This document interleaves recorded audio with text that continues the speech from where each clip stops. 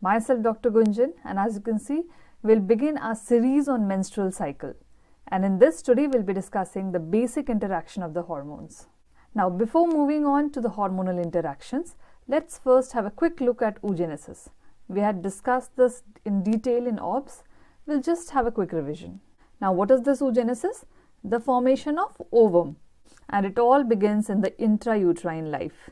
The germ cells, they are formed in the epiblast, and this occurs at 2 weeks, and subsequently they migrate to the yolk sac, and this migration it occurs at 3 weeks. And this was an important question. The migration of germ cell to the yolk sac occurs at what gestational age? And it is at 3 weeks. Now from the yolk sac they have to move on to the genital ridge, which basically forms the gonads. So this migration to the genital ridge, it is completed by 5 weeks. Now these germ cells, they undergo rapid mitotic division in the gonads, and now they are called as Oogonia. And here they are diploid cells, so 46XX. Now most of the germ cells, they continue the rapid mitotic division, but few of them, they enter the prophase of the first meiotic division, and now they are called as primary oocytes. Even these are diploid cells and they are 46XX. Now here in the prophase of the first meiotic division, they get arrested in the diplotene stage. Diplotene stage of the prophase, they get arrested and they remain here in this stage till ovulation. And specifically in the diplotene stage, they get arrested at the dictate stage, the resting stage. So these primary oocytes, they get arrested at the dictate state of the diplotene stage of the prophase of the first meiotic division. And this entire statement is very important. You can get many questions from this one statement. Now this primary oocyte, it remains in this state till before ovulation. And here these primary oocytes, they get surrounded by the granulosa cells present in the cortex and theca cells present in the medulla of the ovary. And this leads to the formation of complete structure called primordial follicle. Here you can see in this image, this is our primary oocyte, and this is being surrounded by these flat cells. Here you can see here, these are the flat cells in the first row, and these are the follicular cells or the granulosa cells. And outside that you find a layer of stromal cells, and these stromal cells, they form the theca cells. And this entire structure is called a primordial follicle. So this remains as such till before ovulation. Now at puberty what happens? The hypothalamus gets activated, and now this hypothalamus, it secretes GnRH, impulses, gonadotropin releasing hormone, and this gonadotropin releasing hormone, it acts on the anterior pituitary and thereby to release LH and FSH. Now this LH, which is released from the anterior pituitary, it leads to LH surge, and finally the Meiosis I resumes. Again one important question, the Meiosis I resumes under the effect of, and it is the LH hormone, the luteinizing hormone. Now as the Meiosis I resumes and is completed, this primary oocyte now leads to the formation of secondary oocyte and the first polar body. Now as we know that this Meiosis I, it is a reduction division. So in this, the diploid cells, the one with 46XX, they have become now 23X. That is division of the nuclear material, and half of the nuclear material along with the maximum cytoplasm, it comes to the secondary oocyte. Whereas the first polar body, it has the half of the nuclear material with very scanty cytoplasm. Now these secondary oocytes, they enter meiosis II. Now it is this secondary oocyte which is released at the time of ovulation. Again one important question, that the oocyte is released at which stage? And it is the secondary oocyte state. Now these secondary oocytes, they enter the meiosis II, and in this they get arrested at metaphase II, and they remain arrested in this state till before fertilization. Now once the fertilization occurs, this meiosis II resumes, and now it leads to the formation of a mature ovum and another polar body. And since it is a multiplication division, so both of them will have the haploid number of chromosomes, that is 23X. So after fertilization, it will lead to the formation of a mature ovum, which is the female pronucleus, and a polar body and will have a male pronucleus, and both of them will undergo fertilization leading to the formation of zygote. Now see, so many questions you get from this. Now here one more question that you are asked. The first polar body, it is released at the time of, and the answer is ovulation.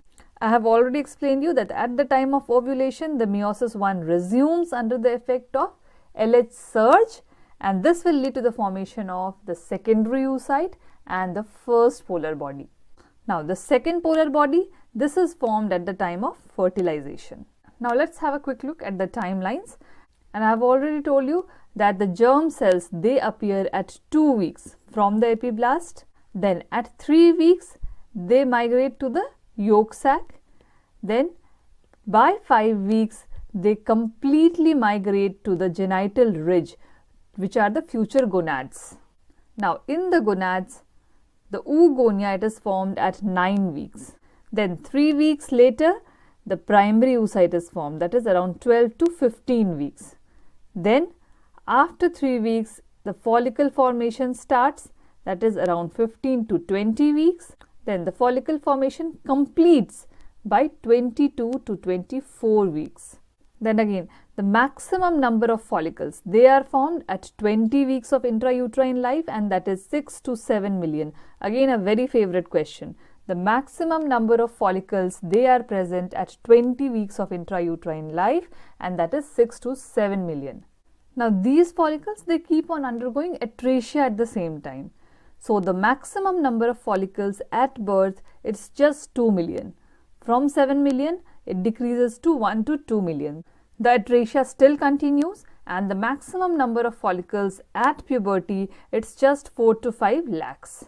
And out of this, only 500 follicles, they mature in the entire lifespan, and around 1000 undergo atresia every month. Now having said this, let's move on to the hormonal interactions. And as I told you that at puberty, the hypothalamo-pituitary ovarian axis, that is the HPO axis, it becomes functional. And this hypothalamus, it releases gonadotropin releasing hormone in a pulsatile fashion. This acts on the anterior pituitary, from where the FSH and LH, they are released. And the target hormone of this FSH and LH, these are the ovaries, the gonads. Now let's see the function of FSH. And as the name suggests, follicle stimulating hormone. So the basic function of this is to stimulate the forming follicles. So they stimulate the follicles and prevent the follicles from undergoing atresia. So any follicle on which the FSH is acting, it will not undergo atresia, it will remain as such. And subsequently, the growth of the follicle will be stimulated. So the follicle will start growing. Now if you try to recall the structure of the primordial follicle that we have discussed just now, we have a primary oocyte, and this primary oocyte, it is surrounded by the granulosa cells, the flat cells, and these are the granulosa cells. Outside this, the theca cells, they are present. So this primordial follicle, it has got two types of cells, the granulosa cells and the theca cells. Now this FSH, the follicle stimulating hormone released from the anterior pituitary, it acts on the granulosa cells and leading to the release of estrogen and inhibin B.